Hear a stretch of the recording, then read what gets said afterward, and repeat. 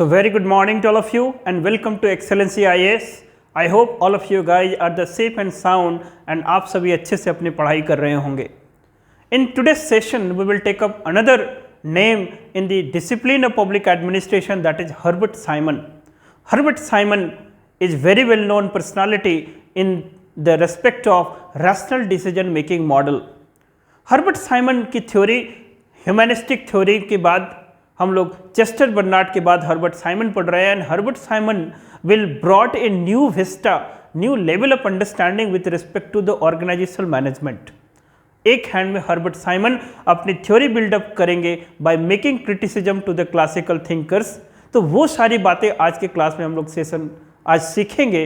So without wasting time, let's delve into the discussion on the theory given by Herbert Simon. Herbert Simon को form और behavioral theorist बोलते हैं. He was an humanistic thinker. और दूसरी बात कि Herbert Simon अपने rational decision making model के लिए जाने जाते हैं.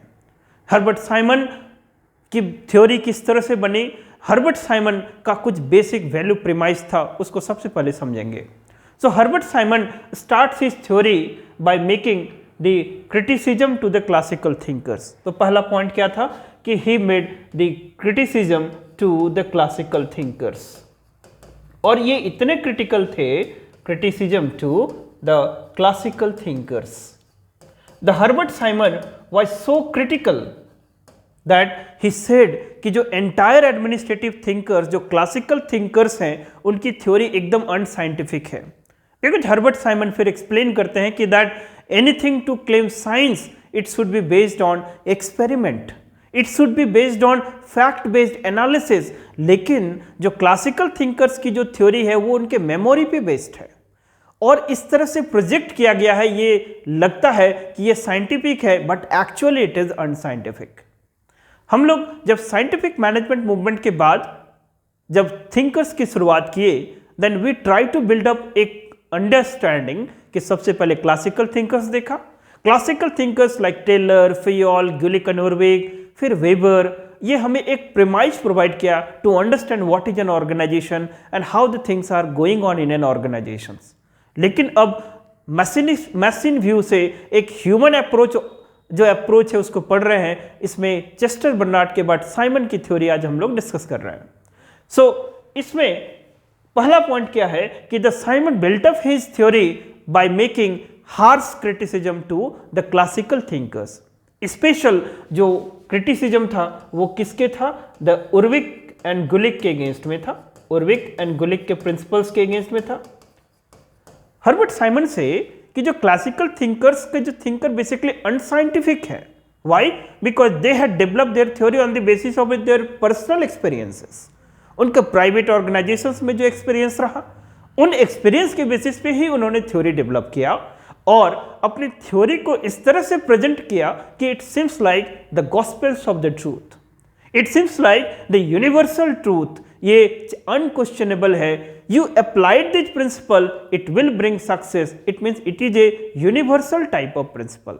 ये किनके प्रिंसिपल्स है ना, क्लासिकल थिंकर्स के प्रिंसिपल है कि they seems like universal in the nature, but in actually ये यूनिवर्सल नहीं है. इंडिविजुअल की बात करेंगे तो हमें बहुत अच्छा दिखेगा, बहुत सुंदर दिखेगा, लेकिन if you take up in group, totality में लिखें तो एक दूसरे को कंट्राडिक्ट करेगा. जैसे कुछ एग्जाम्पल्स उन्होंने बोला, इतने डिटेल्स में नहीं हम लोग देखेंगे, लेकिन थोड़ा सा कुछ एग्जाम्पल समझ लेते हैं कि एक अच्छी फीलिंग्स के साथ शुरुआत होगी कि what actually the Simon trying to say. इसे कि दैट कुछ प्रिंसिपल्स ले हम लोग कि जैसे एक प्रिंसिपल है कि द प्रिंसिपल ऑफ हायरार्की और दूसरा प्रिंसिपल ले ले हम लोग the principle of let's say the hierarchy and span of control, span of control. तो ये दोनों, जैसे ग्रैकुनस फॉर्मूला बताता है कि कितना हमारे पास इफेक्टिव सुपरविजन के लिए नंबर होने चाहिए, उस हिसाब से देखेंगे तो government of India is a very big organisations. इतना ज्यादा हायरार्की हो जाएगा कि इफेक्टिव कम्युनिकेशन है कॉम्प्रोमाइज हो जाएगा. कैसे? ग्रैकुनस फॉर्मूला याद है ना. ग्रैकुनस फॉर्मूला क्या बात करते थे ना, मैक्सिमम 5 और 6 सबऑर्डिनेट होना चाहिए जहां तक इफेक्टिव सुपरविजन होगा. और 5 और 6 सबऑर्डिनेट के हिसाब से देखें तो गवर्नमेंट ऑफ इंडिया एक बहुत बड़ा ऑर्गेनाइजेशन हो जाएगा, इतना बड़ा हो जाएगा कि super ordinate bottom level of hierarchy के बीच में कम्युनिकेशन सिस्टम स्टैब्लिश ही नहीं हो सकेगा, इफेक्टिव कम्युनिकेशन नहीं होगा तो फिर ऑर्गेनाइजेशन फेल हो जाएगा। इसी तरह से और कुछ प्रिंसिपल्स की बात करते हैं कि लाइक साइमन ने बोला कि if you take up the principle like the let's say another principle the you can call the specialization versus the unity of command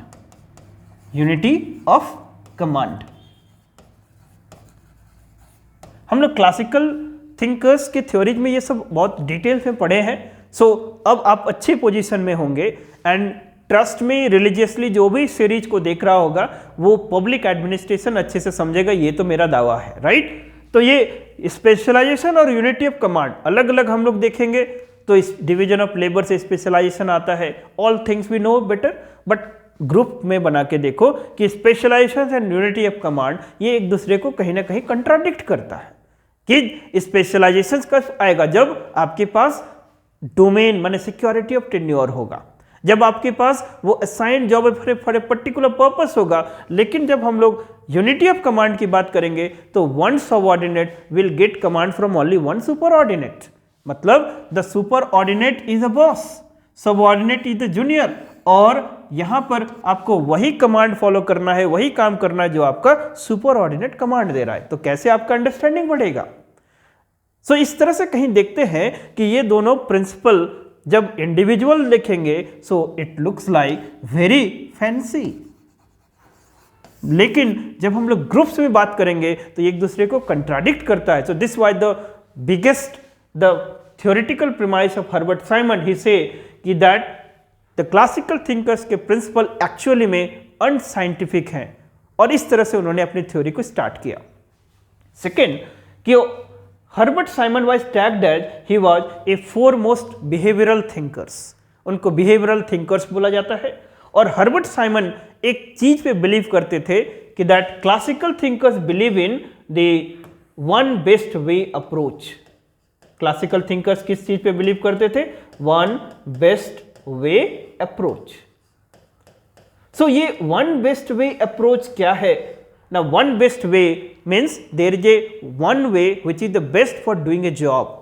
So in an organization, managers का role क्या है? The role of manager is to find out that best way. जैसे कि अभी आपको तैयारी करनी है, the civil service examination, this is the biggest, the best example, most suitable example.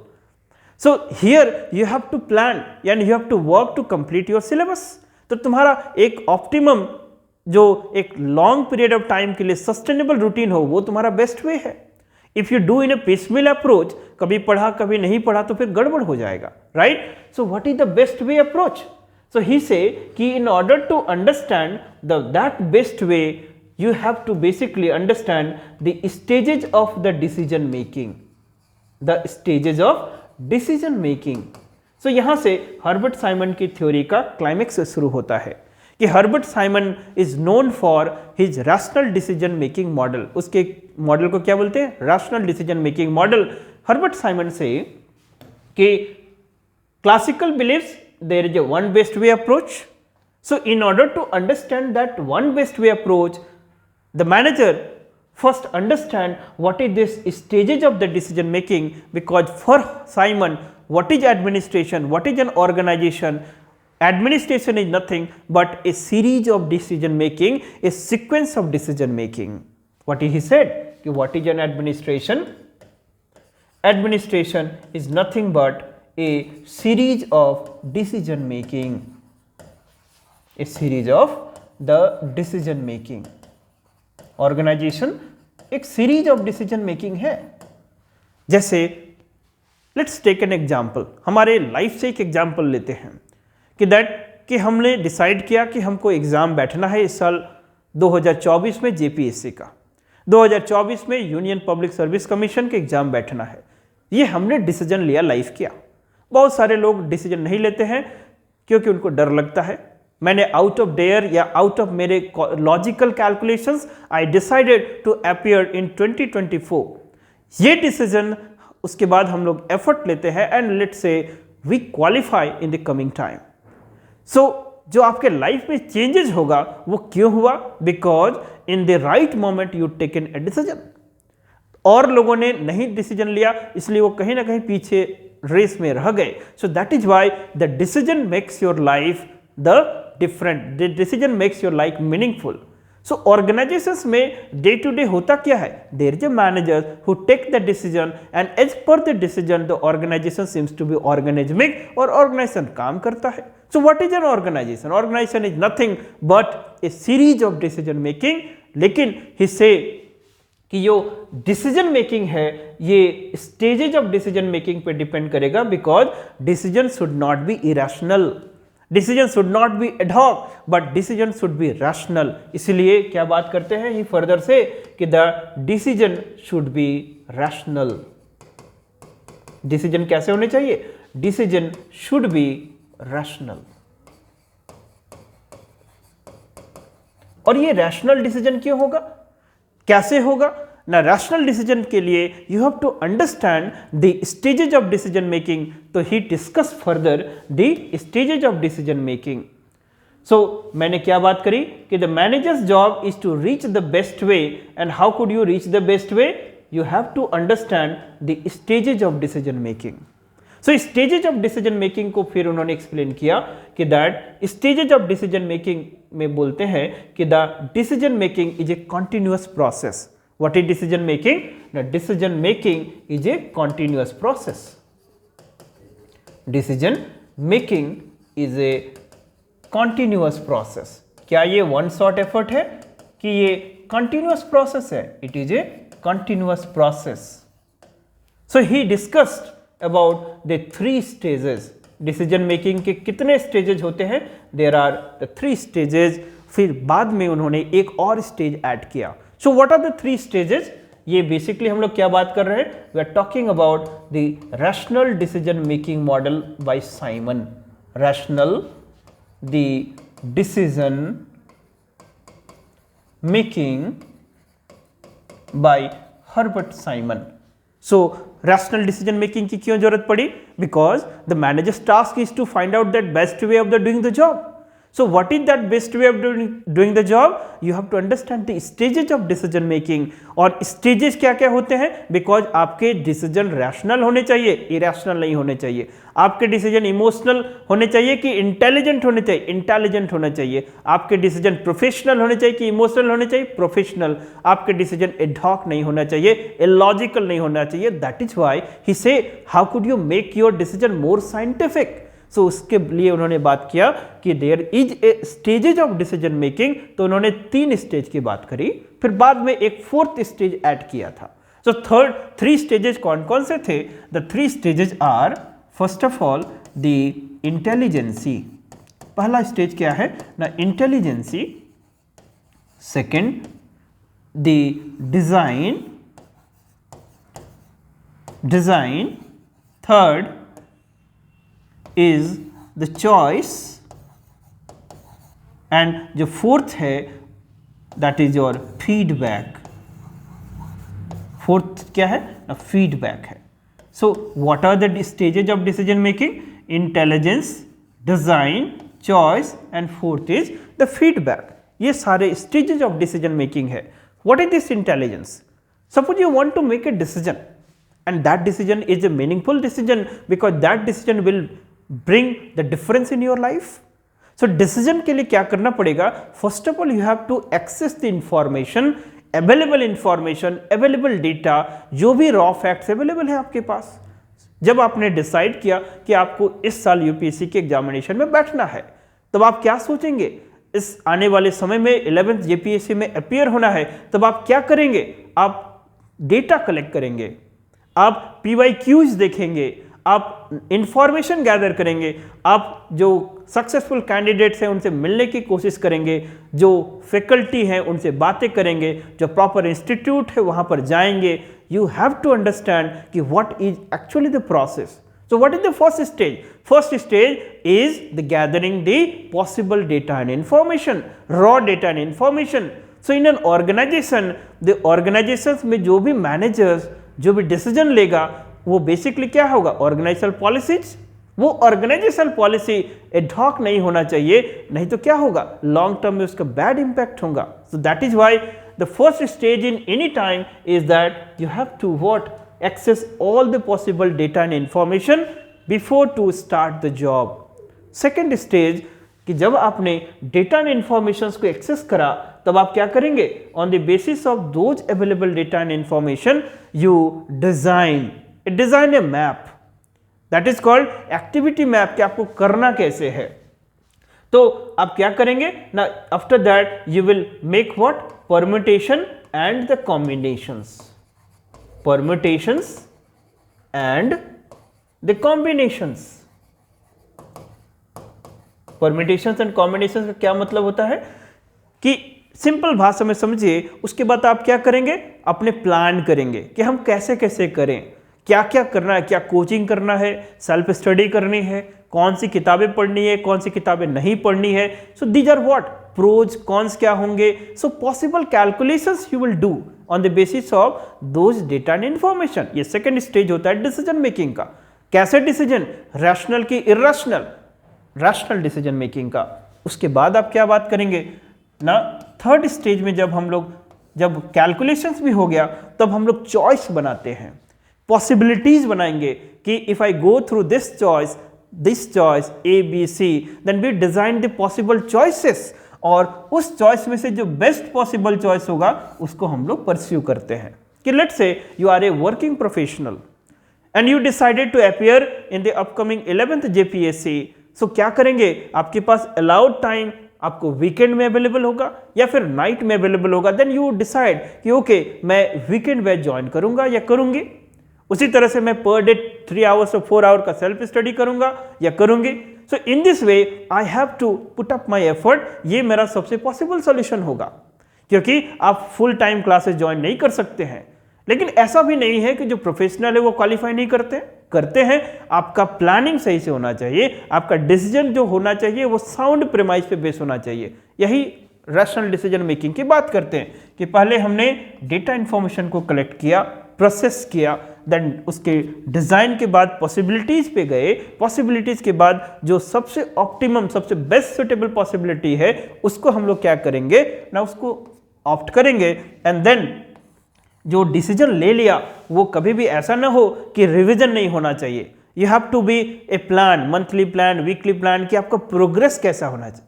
तो फीडबैक आपको इनेबल करता है कि आपके डिसीजन सही थे कि गलत थे, because checks and balance should be there. So these are the 4 stages of the decision making. I hope इसका समझ में आ गया होगा कि what are the stages. First stage is intelligency, second stage is the design, third is the choice and fourth stage is the feedback, right? So यहाँ पर थोड़ा सा और बात करते हैं. एक कॉन्सेप्ट है जिसका नाम है rationality. So let us understand what the rationality means.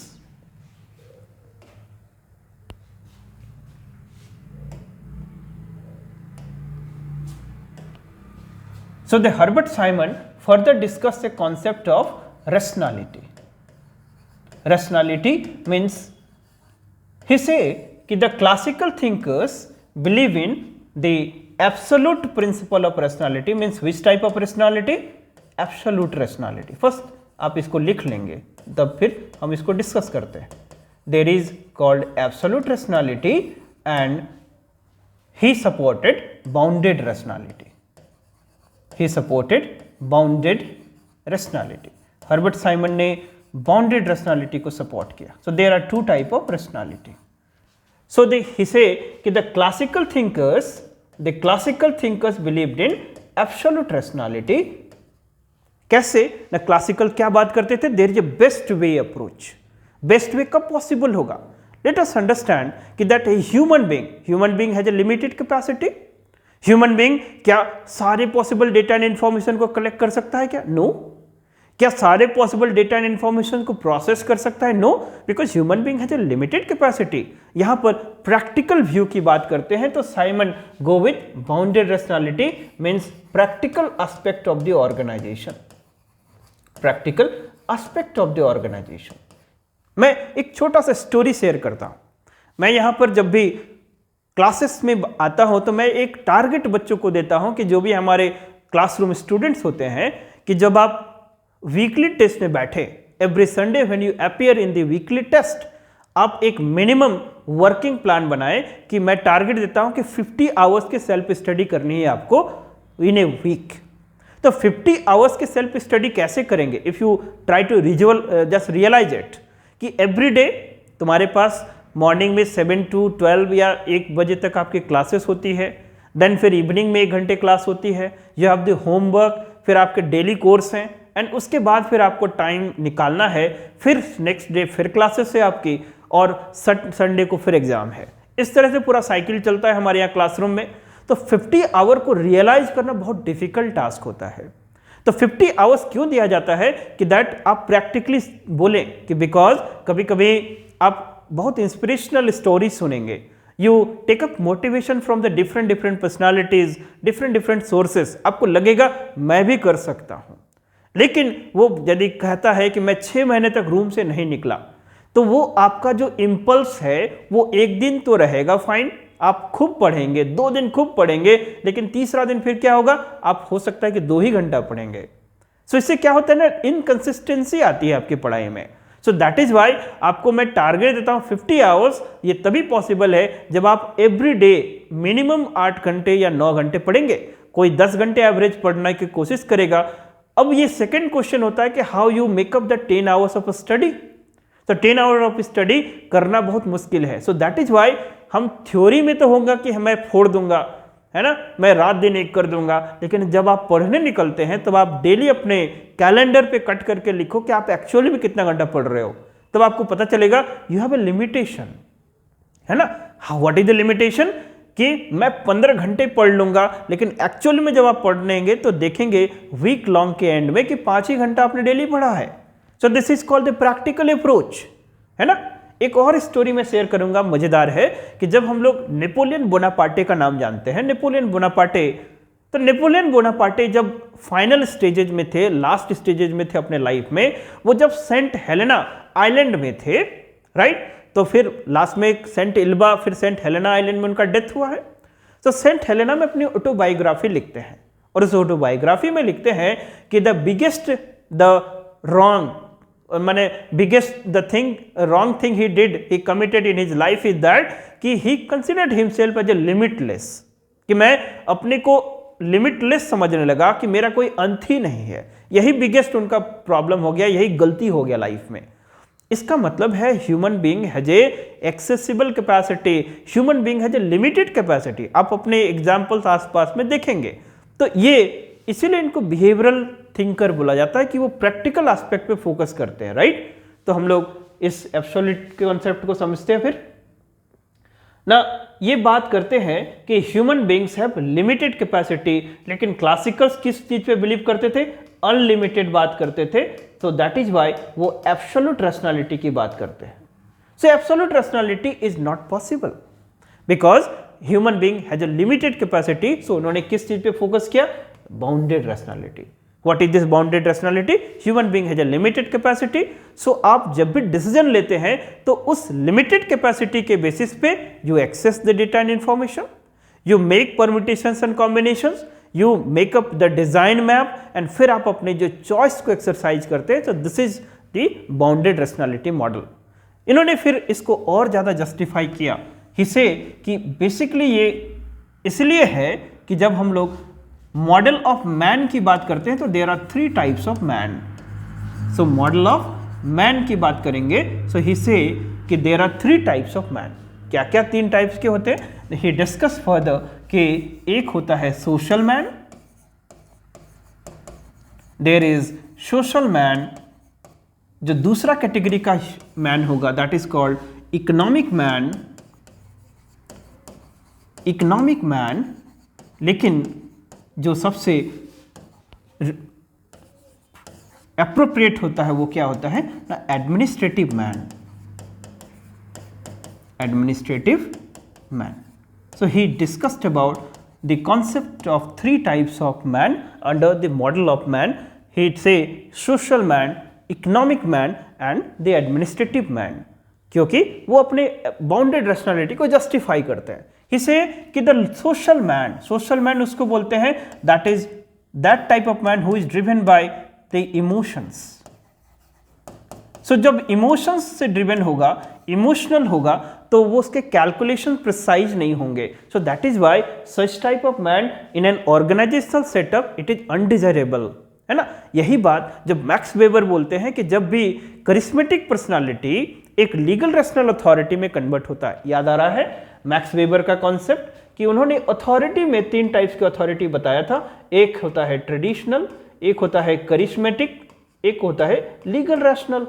तो जब भी करिस्मेटिक अथॉरिटी एडमिनिस्ट्रेटिव सिस्टम बनाता है तो अपने को लीगल रैशनल अथॉरिटी में कन्वर्ट करता है, और जब भी लीगल रैशनल अथॉरिटी में कन्वर्ट करेगा तो उसको नॉन इकोनॉमिक कैरेक्टर को इकोनॉमिक कैरेक्टर में ट्रांसफॉर्म करना पड़ता है. वो बड़ी बड़ी बातें हैं, उसको छोड़ते हैं हम लोग. यहां समझते हैं कि social man is basically that type of man which is driven by emotions.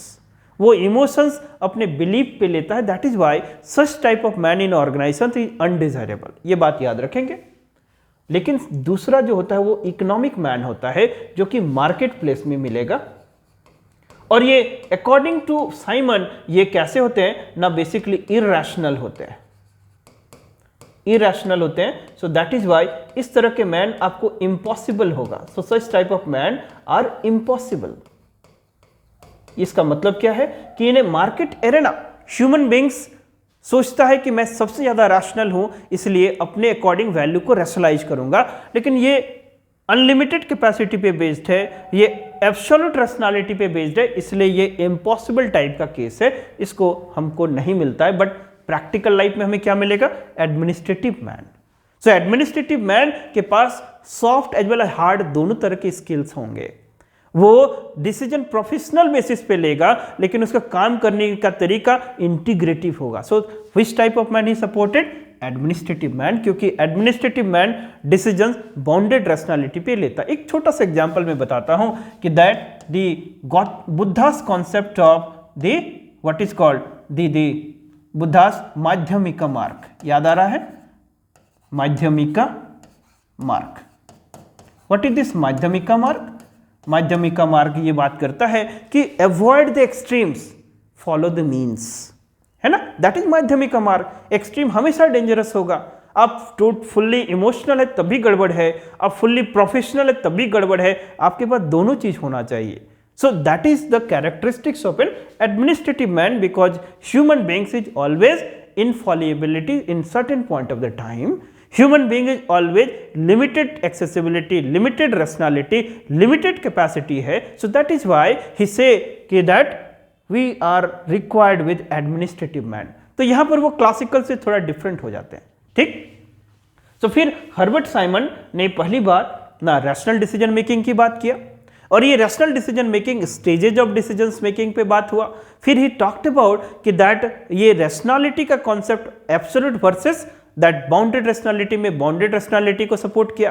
And इसे कि why the bounded rationality, because in an organisational setup we are basically found with this administrative man. हमें social man क्योंकि undesirable concept है, impossible concept है तुम्हारा economic man, इसलिए हमें किस तरह के मैन के चाहिए, that is called administrative man. तो ये उनका रैशनल डिसीजन मेकिंग का मॉडल है.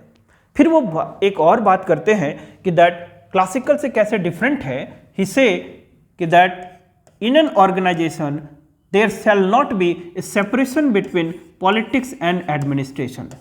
There shall not be separation between politics and administration. Separation between politics and administration. ये भी बात करते. Most of the classical thinkers क्या बात करते थे, politics administration dichotomy. साइमन बोलते हैं कि इन एन ऑर्गेनाइजेशन, आप ठीक से देखो कि लेट से किसी भी लेट से कंट्री में ऑर्गेनाइजेशन में डिसीजंस एक एसोसिएशन से लिया जाता है, ब्यूरोक्रेसी सपोर्ट करता है. तो ब्यूरोक्रेसी और पॉलिटिक्स अलग कहाँ है? So there is an association. So ये बेसिकली एक डिजायरेबल कॉन्सेप्ट है और प्रैक्टिकली हमको यही मिलता है, तो इन दोनों के बीच में सेपरेशन नहीं होना चाहिए। बट क्लासिकल्स क्या बात करते थे? दैट इज डाइकोटोमस अप्रोच कि पॉलिटिक्स और एडमिनिस्ट्रेशन दोनों डिफरेंट चीज है।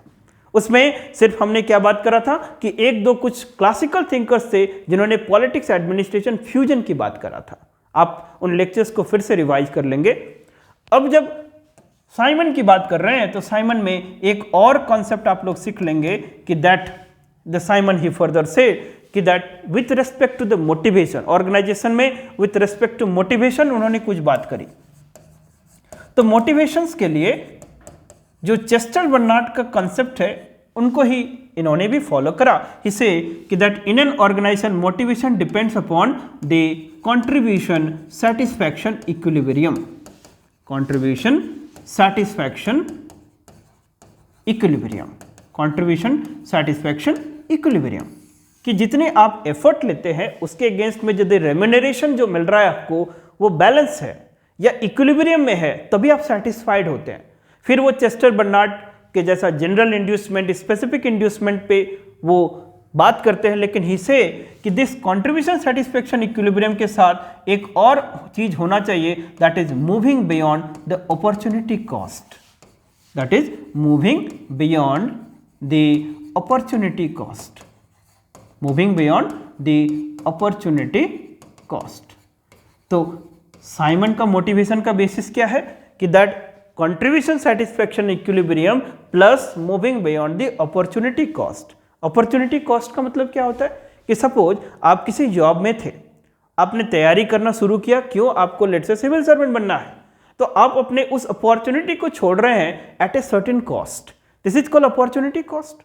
ये तभी हो सकता है जब आपका कमिटमेंट लेवल, मोटिवेशन लेवल इतना ज़्यादा है कि ओके इसके बाद हमको एक बिगर शांति है, इसके बाद हमको एक बिगर ज़्यादा स्टीम नीड्स है, तभी हम इस तरह के डिसीजन लेते हैं। सो दैट इज वाई ही से कि दैट कि मोटिवेशन किस पे डिपेंड करता है। जैसे ये डिपेंड करता है सिर्फ कंट्रीब्यूशन सेटिस्फैक्शन इक्विलिब्रियम पे ही नहीं, उसके साथ साथ जो अपॉर्चुनिटी कॉस्ट पे भी डिपेंड करता है। यदि ऑर्गेनाइजेशंस में कोई वर्कर काम कर रहा है और वो वर्कर को ये फील है कि ओके मैं दूसरा जगह शिफ्ट करूंगा तो मुझे कुछ ये बेनिफिट्स हैं, लेकिन यहाँ मैं काम करता हूँ तो मुझे लेट्स से सैलरी थोड़ा कम है, लेकिन यहाँ का वर्क कल्चर बहुत अच्छा है, यहाँ का जो सोसाइटल जो क्वार्टर्स है बहुत अच्छे हैं, यहाँ का जो पीयर ग्रुप्स है, यहाँ की जो पर्सनल पॉलिसीज है वो बहुत अच्छी है।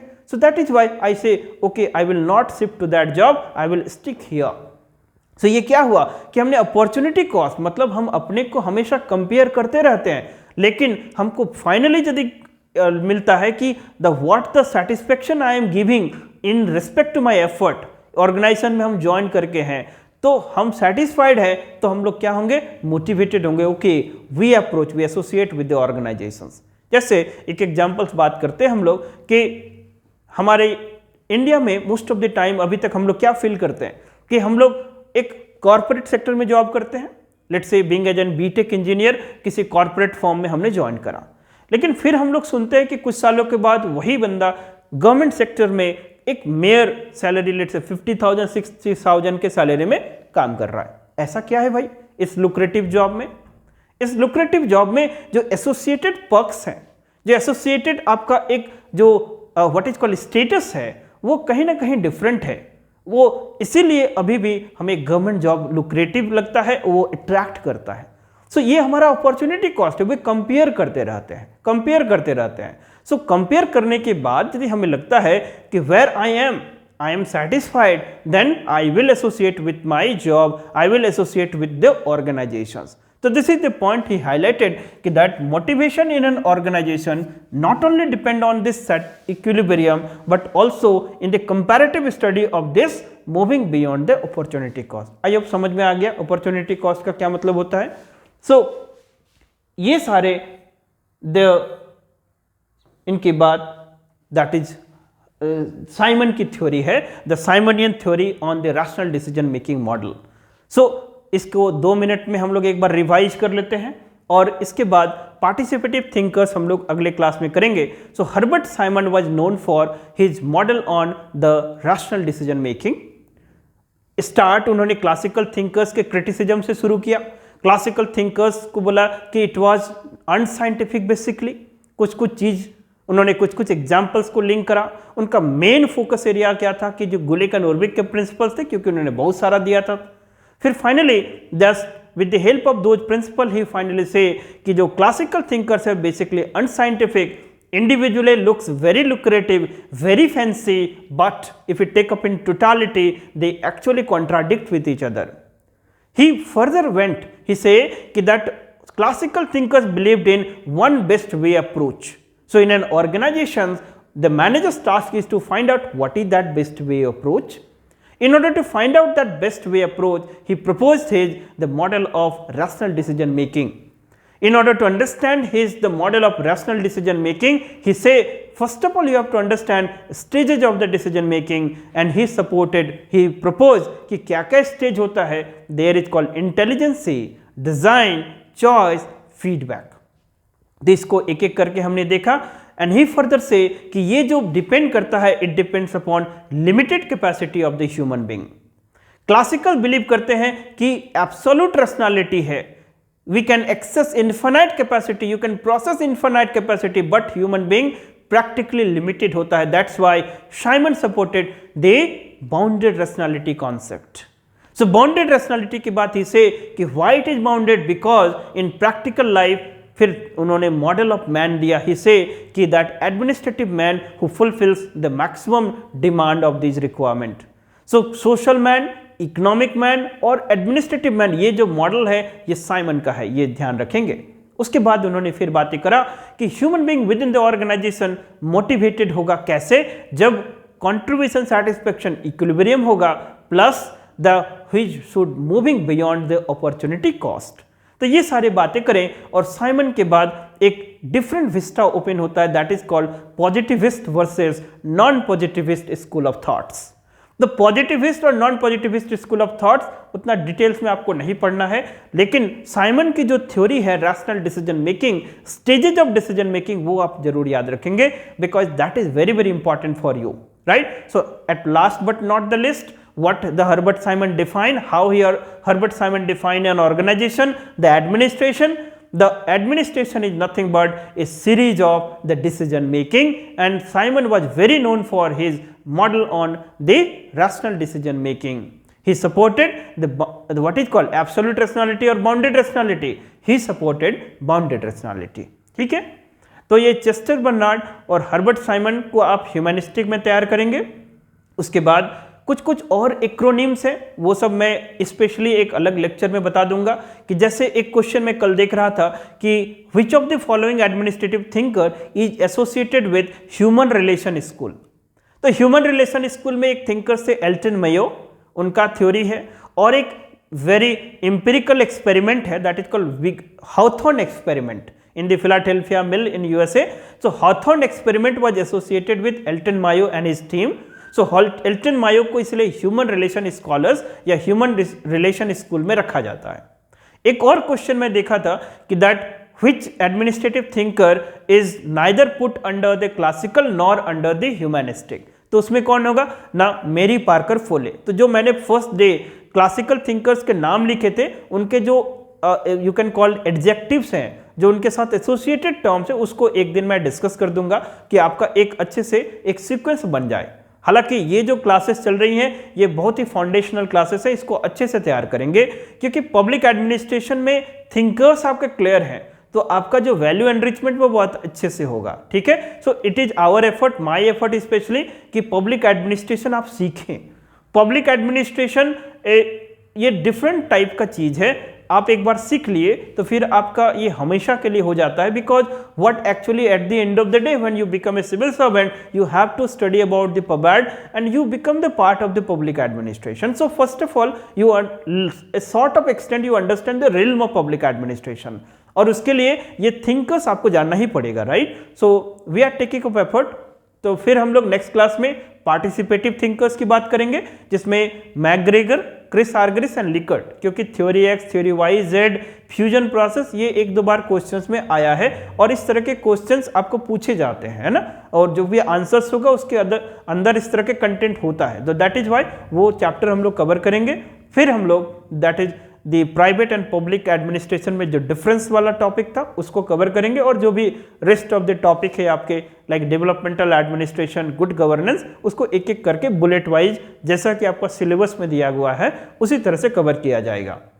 तो बस आप वीडियो के साथ बने रहें, चैनल को सब्सक्राइब कर लें और लोगों के बीच में फेमस करें, और देयर इज अ टास्क कि हमारे चैनल में जल्दी से जल्दी 1000 सब्सक्राइबर तक आप सब पहुंचाएं, because your cooperation is our the strength, we are taking of effort, क्योंकि हम लोग यही मानते हैं कि आप पढ़ेंगे तो शिक्षित होंगे तो ही आप आगे बढ़ेंगे, ठीक है। So we should follow this empowerment approach. So हम लोग फिर कल मिलते हैं, तब तक के लिए goodbye, have a nice day ahead.